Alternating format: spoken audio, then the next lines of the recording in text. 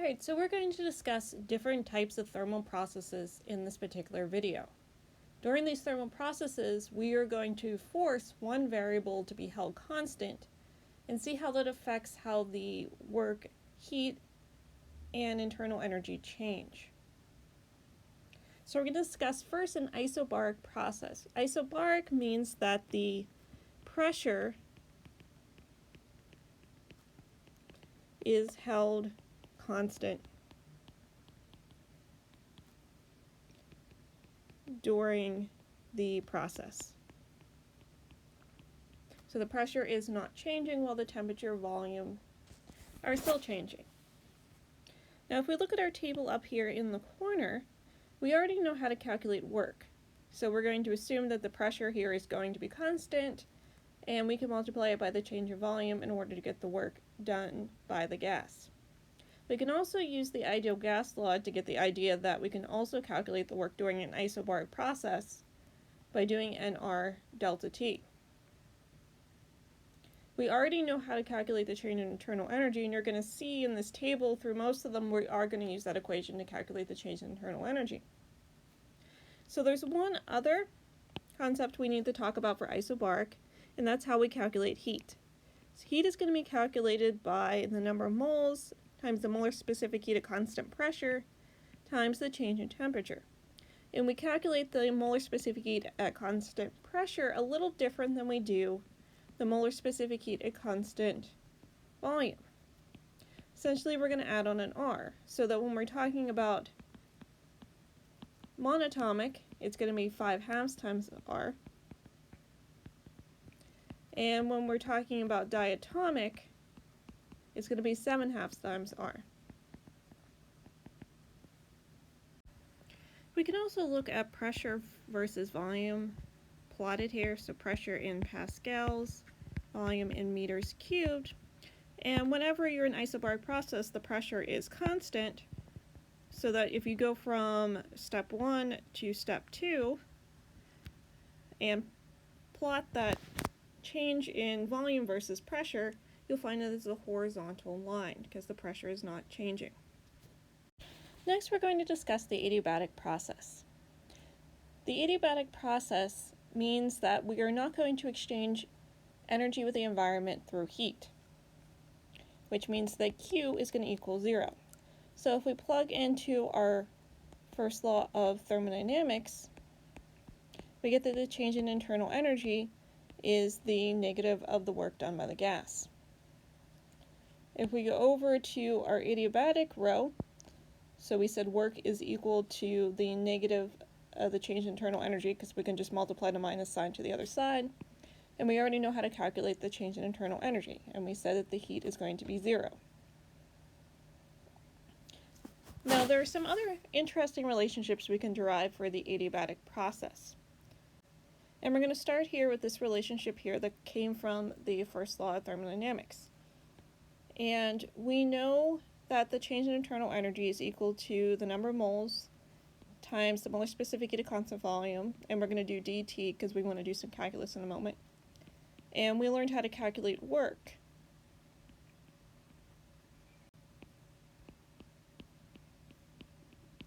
Now, we know pressure is not going to be constant because this is not an isobaric process. So I'm going to sub in the ideal gas law for pressure so that we can eventually integrate in terms of volume. So I'm going to do a little bit of rearranging because we can cancel out the number of moles here. And then I'm essentially going to collect like terms. So we're going to end up with dt over t because I can divide both sides by t. And then I'm going to divide both sides by the molar specific heat at constant volume and then add that term to the other side.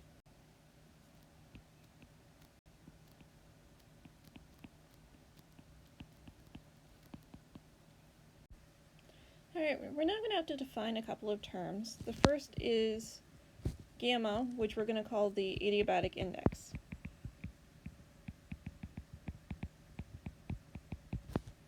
The adiabatic index is equal to the molar specific heat at constant pressure over the molar specific specific heat at constant volume. So it depends upon whether it's a monatomic or diatomic gas. And it turns out that the ideal gas constant divided by the molar specific heat at constant volume is equal to the adiabatic index minus 1. And you can go back and derive this concept using our new definition for the adiabatic index and the definition of molar specific heat at constant pressure in terms of molar specific heat at constant volume. Alright, so I'm going to make a substitution here.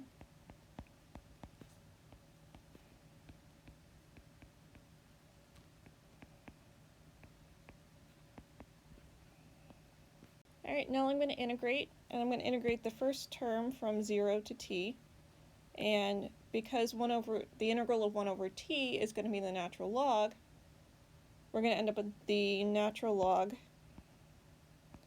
of the temperature. And the same goes with volume, because we're integrating from 0 to v, 1 over v. That's going to give us the adiabatic index minus 1 times the natural log of the volume. And then I'm just going to move the integration constant to the other side.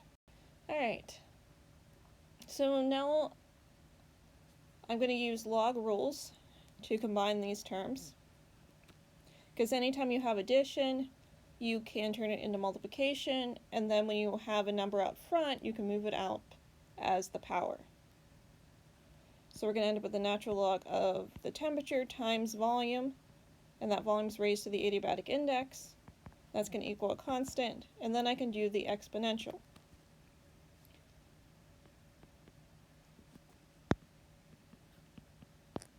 And I'm just going to leave this as a constant. Technically speaking, it should be the e to the c, but that's still just a number. We can also do something similar to get a relationship between pressure and volume. I'm not going to go back through that derivation because it's a very similar derivation, where we end up with pressure times volume raised to just the adiabatic index this time equals a constant. And I like to look at this one because we actually looked at this in a lab last semester if you took 151 with me, where if you look at pressure versus volume, you can do a fit to this line where you get y equals some constant x raised to some power. So in this particular case, because we're plotting pressure on the y-axis and volume on the x-axis, we would end up with the power being equal to actually the negative of the adiabatic index. And so this is similar, and I'll talk about this again once we get into the isothermal process. This is similar to the Boyle's law relationship we would have done in 151, where there the power ends up being minus 1, and so we're going to see that distinctive difference between the minus 1 and the adiabatic index, which is always larger than 1, because Cp is bigger than Cv. And what this means that because pressure and volume are your xy pair, at any point along the curve, as long as you take a pressure times volume pair, you're going to end up with this constant here. Or a pressure volume pair here, you're going to end up with the same constant. That means that as long as you're taking a PV pair at one point and a PV pair at another point, they actually equal to each other.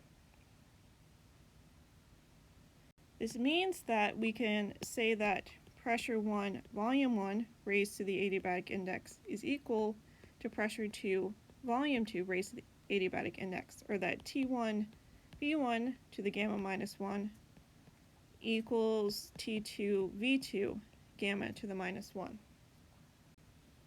Now do be careful, because this is a temperature by itself, that means you do have to convert from Celsius to Kelvin. We can also create another work equation. So let's work on that derivation now. So we're going to start back with work is equal to the negative change in the internal energy, and that we know the change in internal energy is the negative of N CV delta T. Alright, so I'm going to make a substitution with the ideal gas law once again.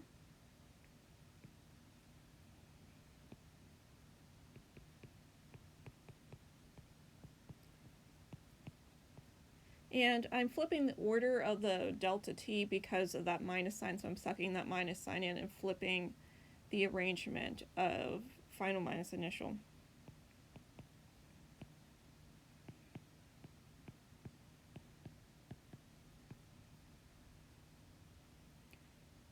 And using our relationship between the ideal gas constant, CV, and the adiabatic index that we derived before, I can factor out the R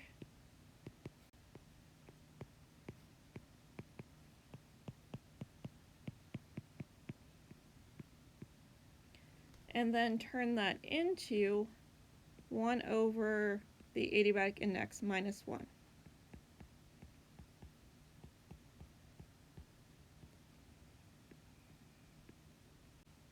Keep in mind, though, that any equation that contains the adiabatic index only works for an adiabatic process. The next process we're going to talk about is isovolumetric. And by the name, since it has the word volume in it, and iso actually means the same, it means that the volume is going to be held constant while pressure and temperature are still going to change. Alright, so looking at our table here, we're still going to use NCV delta T to calculate the change in internal energy. But if we go back to the first law of thermodynamics, remember we're looking at the idea that work is related to the change in volume. And if volume isn't changing, when you take V final minus V initial, you should get 0. So that our change in internal energy is equal to the heat. So we would use the change in internal energy through the change in temperature in order to get the heat, and we just talked about the idea that work is going to equal 0. Now if we look at a pressure versus volume graph, here the volume is not changing, but the pressure is. So we get this relationship here that is a vertical line for the pressure versus volume graph.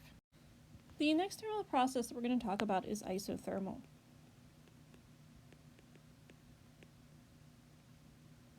Isothermal means that temperature is held constant, while pressure and volume are still changing. Now, I want to reiterate here that when Q is 0, there's still a change in temperature. And when delta T equals 0, we can still exchange energy through heat. So be careful to not equate temperature and heat, because in physics they are two different concepts. Remember, temperature is a measure of kinetic energy, whereas heat is a change in thermal energy. So there are two different concepts in a physics class, even though we use them the same in everyday language. All right, in this case, since the change in temperature is 0, our change in internal energy is going to equal 0. So if we look at the first law of thermodynamics, we're going to plug in 0 here so that work is equal to heat. So what goes in must come out. So if you do mechanical work, you must lose energy through thermal energy, and if you add energy through thermal energy, you must lose it as work. So what goes in must come out. Alright, so we're going to go back to the relationship that work is equal to pressure times the change in volume, and we're using the little increment rather than a bigger increment because we're going to do some calculus here. I'm going to sub in for pressure using the ideal gas law again.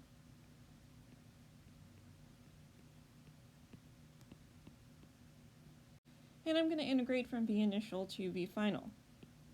So remember, the integral of 1 over V is going to be the natural log of V. So I'm going to pull all my constants out front. And remember, subtraction is the same thing as division when we're dealing with natural logs. So we would end up with the natural log of V final minus the natural log of V initial.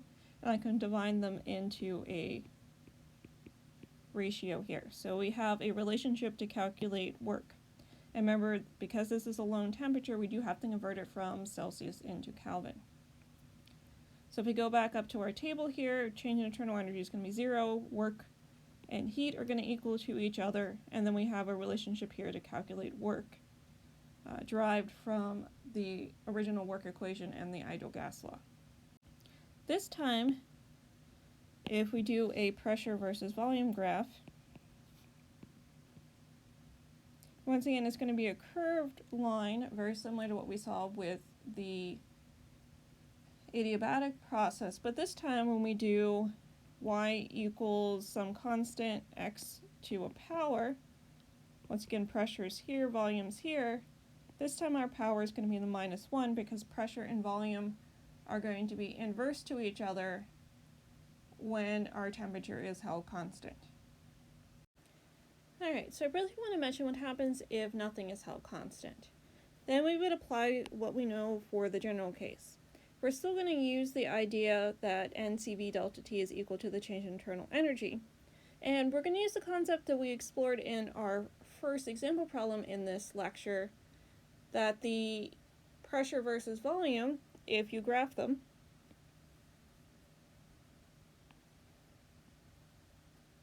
that the area underneath